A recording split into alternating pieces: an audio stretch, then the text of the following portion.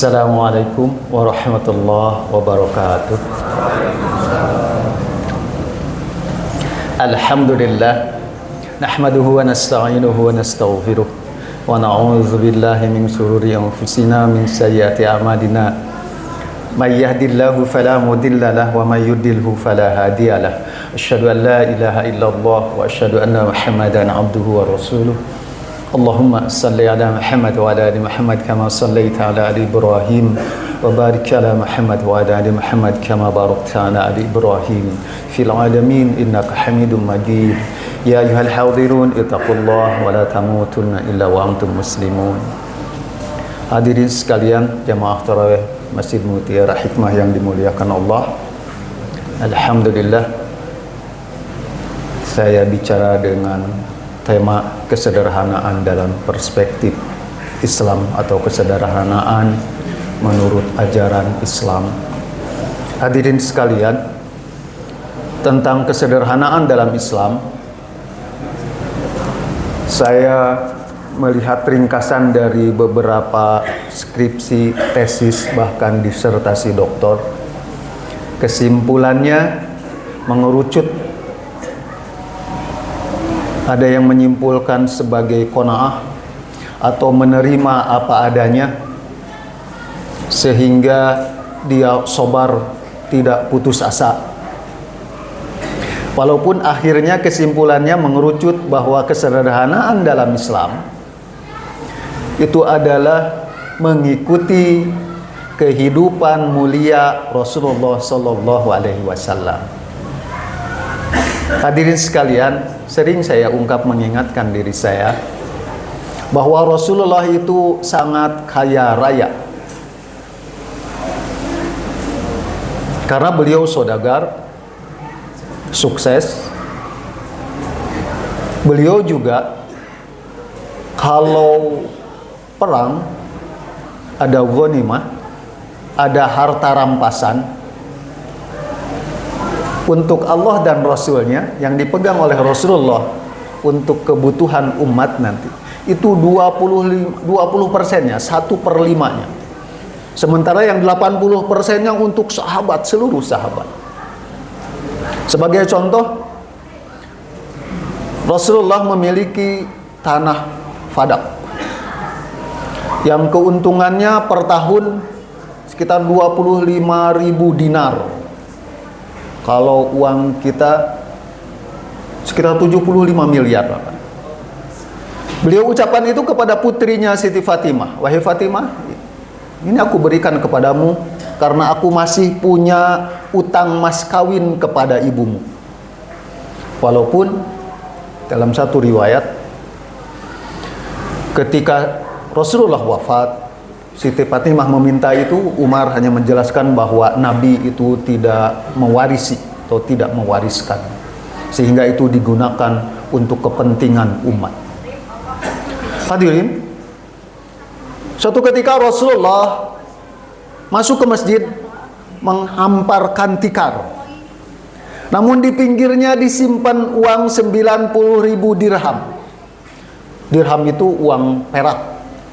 Saat ini harganya sekitar 78.000 sampai 85.000 per dirham.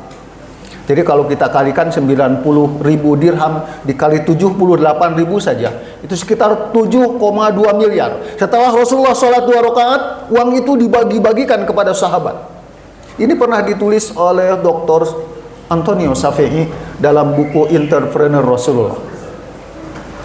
Kata sahabat, Rasulullah tidak menolak kepada orang yang meminta, dibagikan habis.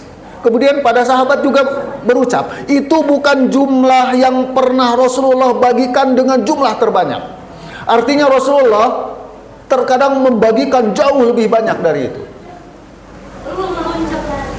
Hadirin, Rasulullah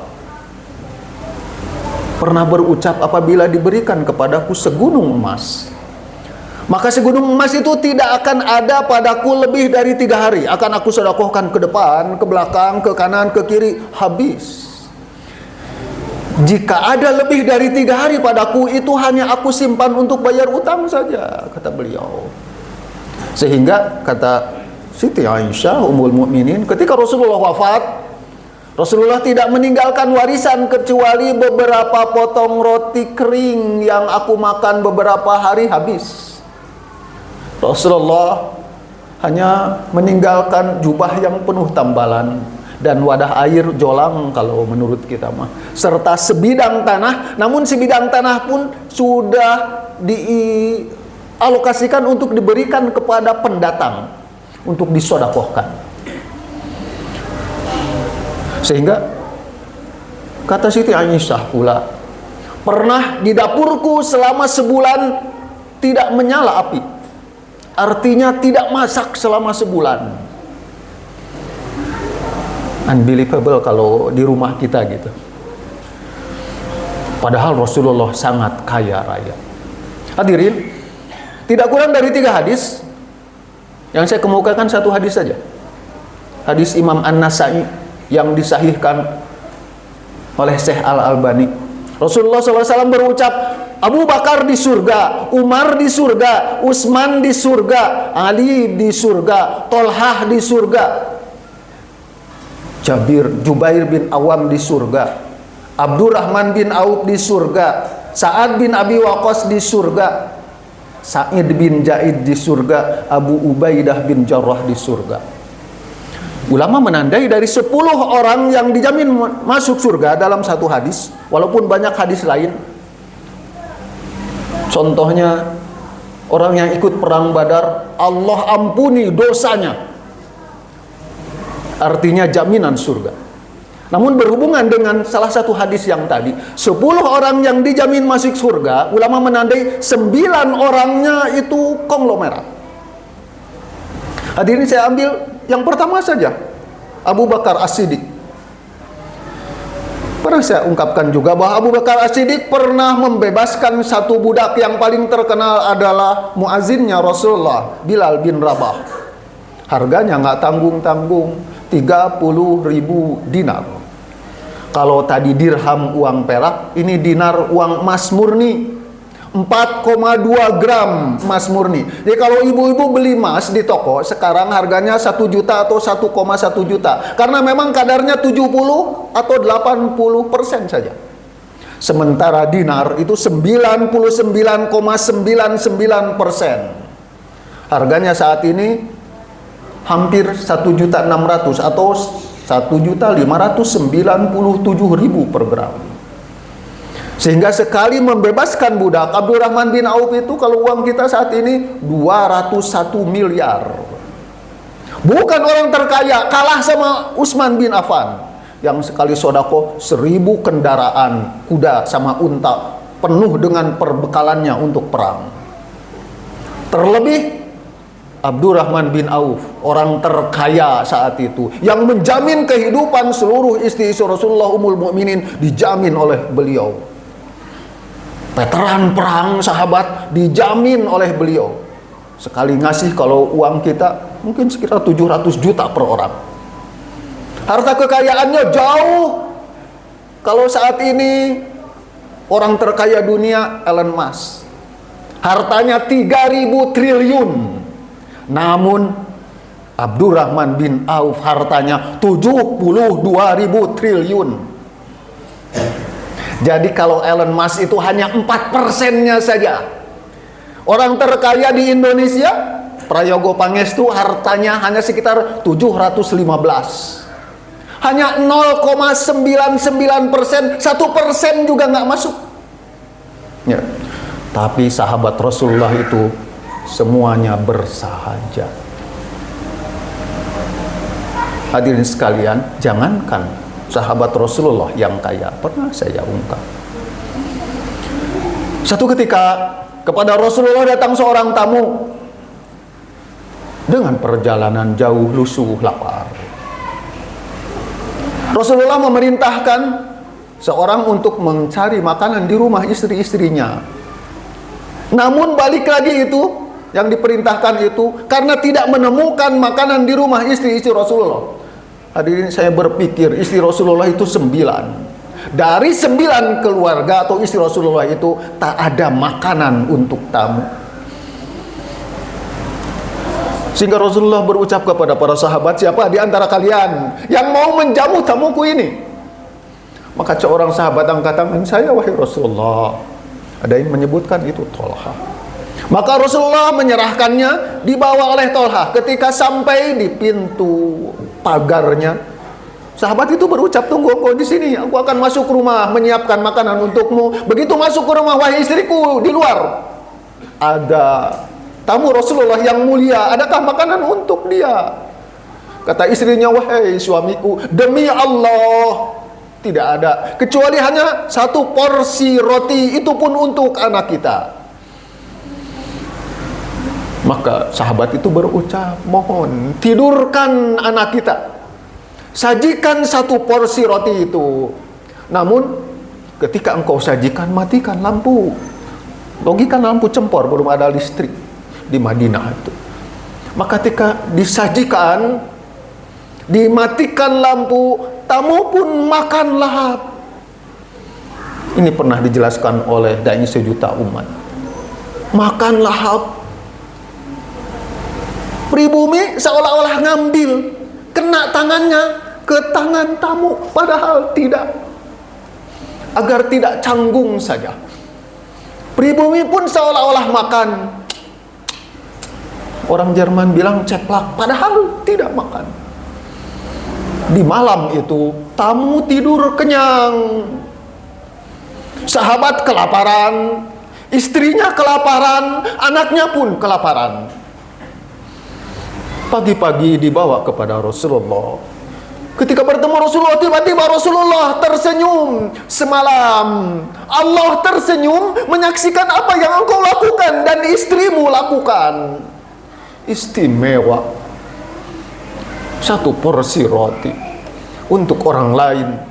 Saya sampai berpikir betapa besar pahala sahabat ini. Karena kejadian ini Allah abadikan dalam Al-Quran surat Al-Hasr, surat ke-59 ayat 9. A'udzubillahi minasyaitonirrajim. Wa yu'thiruna ala anfusihim walau kana bihim khasasah.